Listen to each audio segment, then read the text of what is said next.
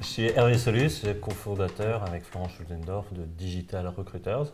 Digital Recruiters, c'est un ATS qu'on a spécifiquement conçu pour les organisations multisites, donc les entreprises qui ont plein d'entités géographiques, qu'elles soient dans l'industrie, dans le retail ou dans le service. Ça marche.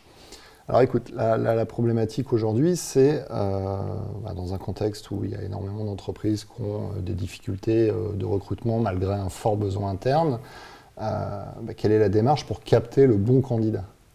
C'est à capter le bon candidat, il y a emporter la préférence du candidat. Capter le bon candidat, ça va surtout se passer au niveau du sourcing, bien cibler évidemment les médias ou les supports d'une manière générale sur lesquels tu vas rencontrer le candidat. Ça peut être des events aussi. Après, une fois que tu as tous les candidats en face de toi, pourquoi est-ce qu'ils viennent chez toi ? La difficulté, c'est qu'on est dans un monde où finalement il y a des candidats qui peuvent s'intéresser à toi mais à ton concurrent. C'est vrai pour les gros réseaux, mais c'est vrai aussi pour des jobs spécifiques. Et à un moment, il faut que l'entreprise arrive à prendre le candidat et à lui donner envie de venir. Le recrutement, c'est un enjeu de séduction. Or, quand tu te rends compte, ou quand tu te rends plutôt sur les sites carrières des entreprises, ils ne décodent pas la différence entre toi et ton concurrent. Donc le sujet, c'est comment est-ce que je mets à disposition du candidat un contenu spécifique dans lequel finalement le candidat va retrouver le ton de la boîte. Donc dans lequel il va retrouver le vocabulaire qui est employé à la machine à café de l'entreprise et non pas un vocabulaire très corporate qui ne correspond pas à l'entreprise. Donc c'est un enjeu de séduction. Il faut rapprocher le candidat et pour lui donner envie de venir chez toi, faut être toi, il faut être vrai, il faut être sincère. Et puis peut-être aussi parler au candidat en fonction de ses codes à lui, de son métier. Tu vas pas recruter un boulanger de la même façon que tu vas recruter un commercial. Ouais, alors ça c'est la deuxième partie du parcours du candidat. La première partie, celle qu'on vient de voir, c'est le candidat qui découvre ton entreprise doit comprendre ton entreprise pour ce qu'elle est. La deuxième partie, c'est le parcours que l'entreprise lui propose doit correspondre en effet aux enjeux du poste.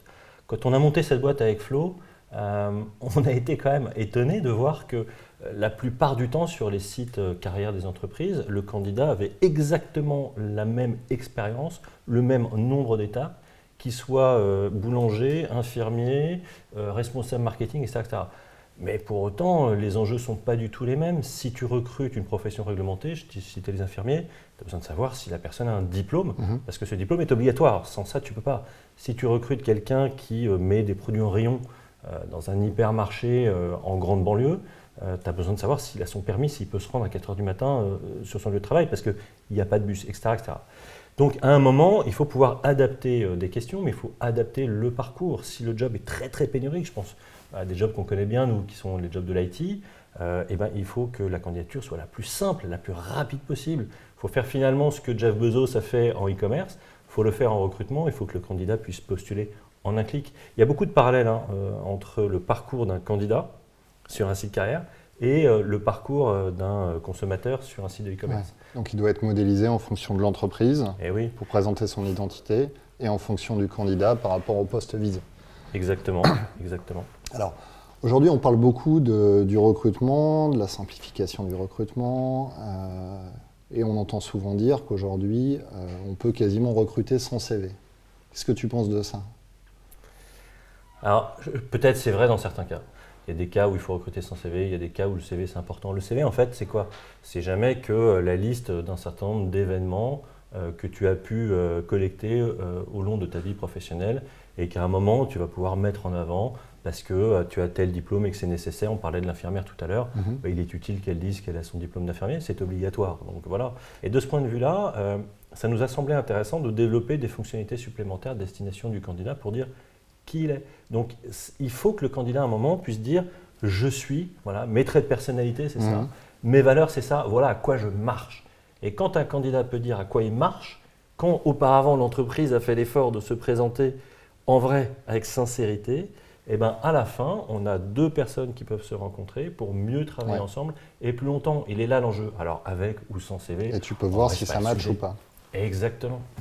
Ok. Alors, il y a une autre problématique aujourd'hui dans le recrutement qui est assez compliquée pour les entreprises, c'est les délais de recrutement. Ouais. En général, moi, j'entends des DRH me dire voilà, j'ai un poste qui est ouvert depuis 9 mois. Donc, comment on peut réduire ces délais aujourd'hui ? Alors, il y a tout ce qu'on vient d'évoquer, la qualité de la séduction, la qualité du parcours, s'assurer qu'à la fin, le gars il est bien dans ton ATS. Donc ça, c'est une première partie de la réponse. Mais en fait, quand tu dis ça, moi, ça m'appelle un truc quand même qui nous a frappé là encore sur ce marché. Le recrutement, c'est un enjeu business. Ça n'est qu'un enjeu business. Parce que si tu mets 9 mois à recruter ton commercial et que tu gagnes juste 1 mois parce que tu fais un tout petit peu mieux, tu n'es pas une star, mais tu fais déjà un petit peu mieux. Tu as progressé déjà d'une étape. Et que tu ramènes à 8 mois, tu as gagné 1 mois de chiffre d'affaires. Alors c'est vrai pour les commerciaux, mais c'est vrai pour les fonctions support, parce que du coup, tu n'auras plus besoin de faire appel à l'intérim, tu auras peut-être moins d'absentéisme, etc., etc. Donc l'enjeu du délai de recrutement, c'est un enjeu de business. Alors comment tu fais ensuite, une fois que tu as déjà tout bien traité, que tu as franchi toutes tes marches au mieux, eh bien, il faut impliquer les opérationnels. En tout cas, nous, c'est notre conviction chez Digital Recruiters. Plus l'opérationnel, qui est quand même le donneur d'ordre, qui est quand même celui qui va travailler avec le candidat, plus cet opérationnel va être impliqué dans le recrutement, plus le recrutement va aller vite. Alors ensuite, en fonction de l'organisation, l'entreprise va vouloir avoir un échange qui doit être le plus simple, le plus rapide possible, et donc il faut les bons outils entre l'équipe recrutement et l'opérationnel. Mais dans certaines boîtes, je pense à Decathlon par exemple, l'opérationnel, il fait tout. 100% décentralisé. Il a à sa disposition un outil efficace, rapide, facile à prendre en main, et il mène son recrutement de la publication de l'offre d'emploi jusqu'à l'édition du contrat de travail. Et donc là, évidemment, l'entreprise dispose d'un outil qui lui permet d'aller extrêmement vite. Et cet enjeu-là de vitesse, c'est un enjeu business. Ça marche. Merci pour cet échange et puis à bientôt. Avec plaisir, à bientôt. Au revoir. Salut.